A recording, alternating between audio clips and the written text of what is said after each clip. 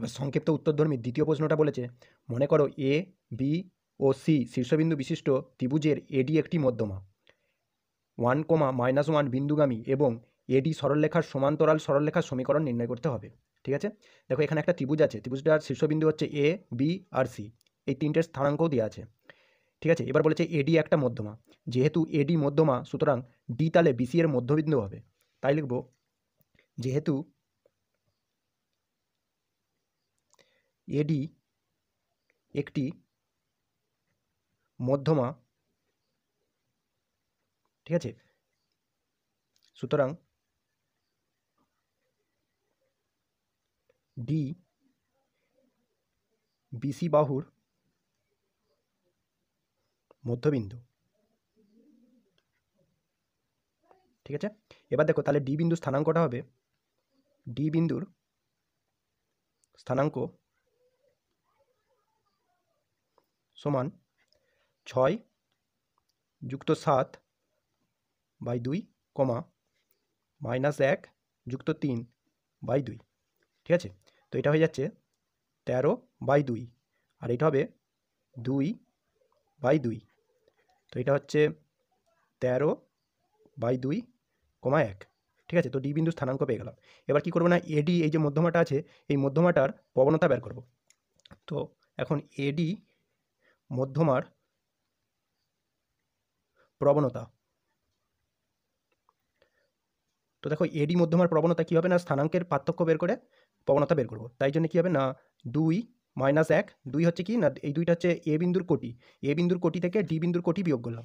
ঠিক আছে, এবার নিচে হবে এ বিন্দুর ভুজ থেকে ডি বিন্দুর ভুজটা বিয়োগ করতে হবে এইটা, তো এটা হয়ে যাচ্ছে 1, আর 4 - 13/2, তো সমান হয়ে যাচ্ছে 2 - নিচে 9, তো এটা হচ্ছে এডি এর মধ্যমা। এবার দেখো আমাকে বলেছে এডি মধ্যমার সমান্তরাল এবং 1,1 বিন্দুগামী এবং এডি মধ্যমার সমান্তরাল সরলরেখার সমীকরণ নির্ণয় করতে হবে।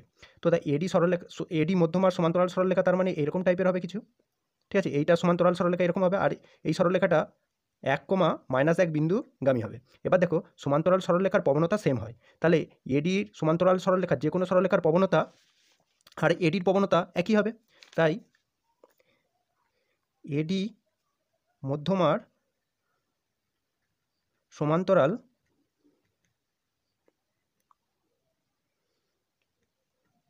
সরলরেখার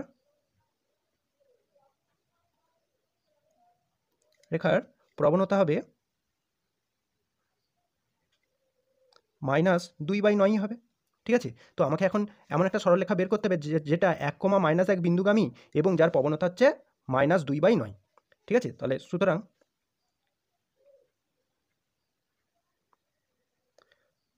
1,-1 বিন্দুগামী ও -2/9 প্রবণতা বিশিষ্ট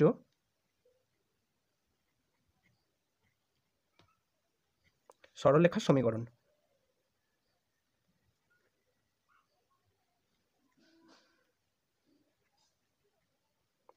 তো সরলরেখার সমীকরণটা হবে y - -1 = -2/9 × x - 1। এটা হয়ে যাচ্ছে y + 1 - 2/9 × x - 1, বা তাহলে 9 × y + 1 × -2 × x - 1। তো এটা হচ্ছে 9y + 9 = -2x + 2, তো 2x + 9y + 7 = 0। এটাই হচ্ছে নির্ণয় সরলরেখার সমীকরণ।